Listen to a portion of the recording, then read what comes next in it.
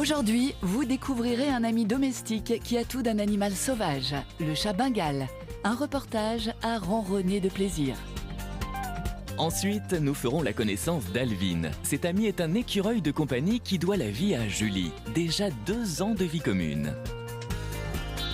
Au refuge des Baux-de-Provence, c'est Fouine qui espère vous toucher en plein cœur. Ne la décevez pas, adoptez-la. Enfin, en Suisse, il est possible d'adopter une vache. De nombreux citadins ont déjà sauté le pas et pris sous leurs ailes protectrices le devenir de ces belles ruminantes.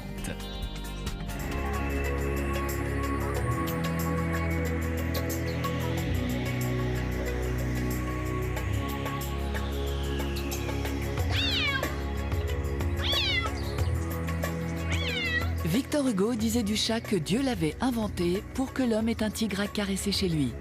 Eh bien, c'est une pensée visionnaire, puisque c'est aujourd'hui chose possible avec l'arrivée en France du Bengale.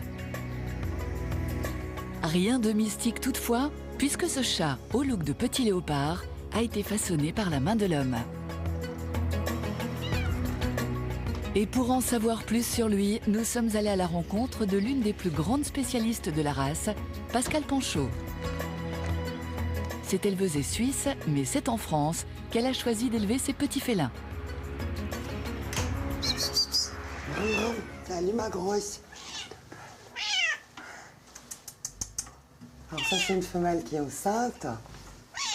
Encore 2 semaines à peu près.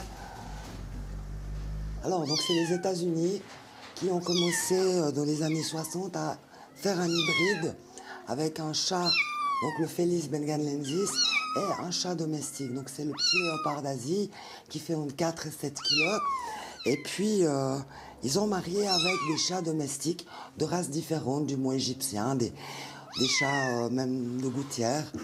Depuis 2005, là j'ai commencé à acheter mes reproducteurs aux États-Unis. Et puis j'ai fait pas mal d'expositions aussi. Et puis voilà, c'est parti. Chaque année, il y en a un peu plus, quoi.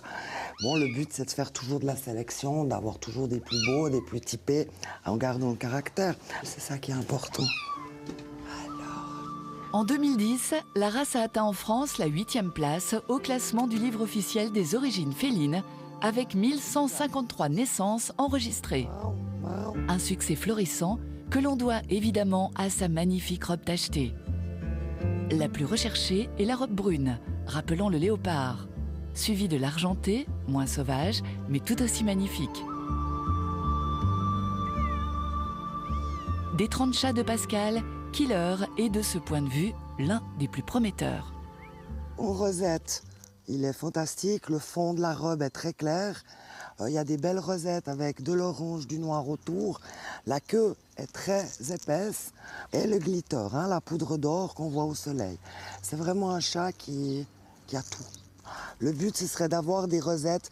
Bon, l'alignement est important, pas d'avoir des rosettes verticales, tout des rosettes horizontales. On veut vraiment garder le look le plus sauvage possible.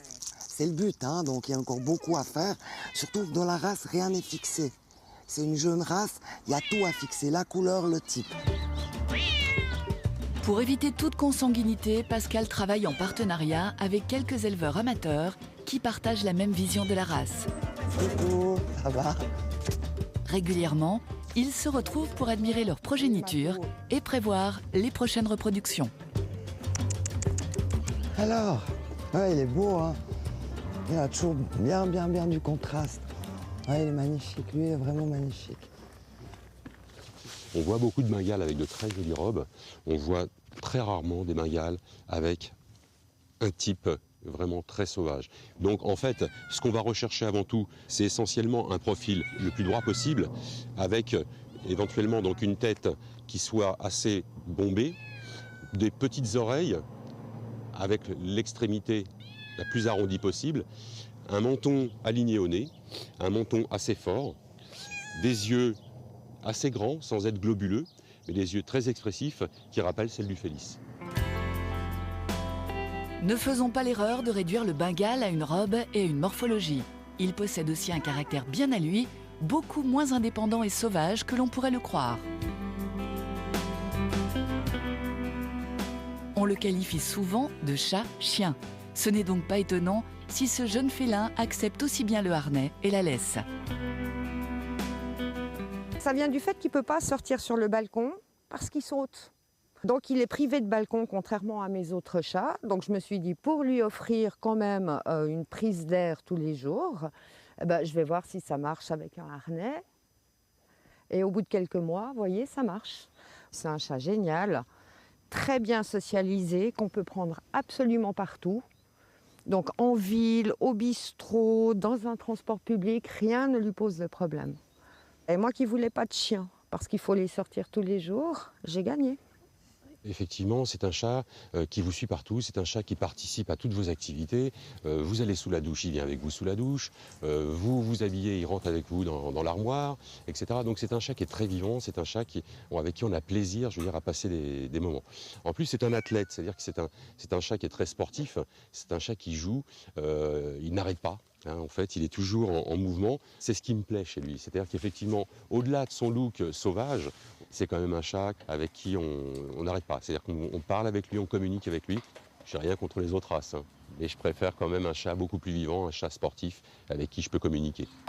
De ses ancêtres, le Bengale a conservé des prédispositions pour l'acrobatie, un attrait tout particulier pour l'eau et une inaltérable envie de parler. Des caractéristiques qui en font un chat assez unique et très cher, entre 800 et 1500 €. Tout va bien, merci. Ce bébé, comment il va? Ça va super bien. Les parents du petit Adam n'ont malgré tout pas beaucoup hésité lorsqu'ils ont fait la connaissance, ici même, il y a un mois, de Falafel. Alors le caractère, vous êtes contente? Il est super. Franchement, il est trop gentil, il est hyper câlin, il n'arrête pas de ronronner. Il est très joueur aussi. Adam l'adore. Vu que j'ai un petit garçon de 2 ans et demi, je voulais pas non plus me retrouver avec un fauve ingérable dont mon fils n'aurait pas pu s'approcher. Et effectivement, maintenant je peux confirmer, il n'a rien du sauvage. Et on est super contents parce qu'il correspond vraiment à ce qu'on nous avait décrit, c'est-à-dire un petit chat très joueur, mais en même temps très tendre, très drôle, très expressif. Il sait vachement se faire comprendre, voilà. C'est notre paquet d'amour, quoi. Fais-lui un bisou. Vous connaissez désormais presque tout sur le Bengale. Ce fauve d'appartement est à rugir de plaisir. Attention tout de même, face aux dérives liées à l'effet de mode, seul un bon pédigré vous assurera l'acquisition d'un authentique Bengale en pleine forme.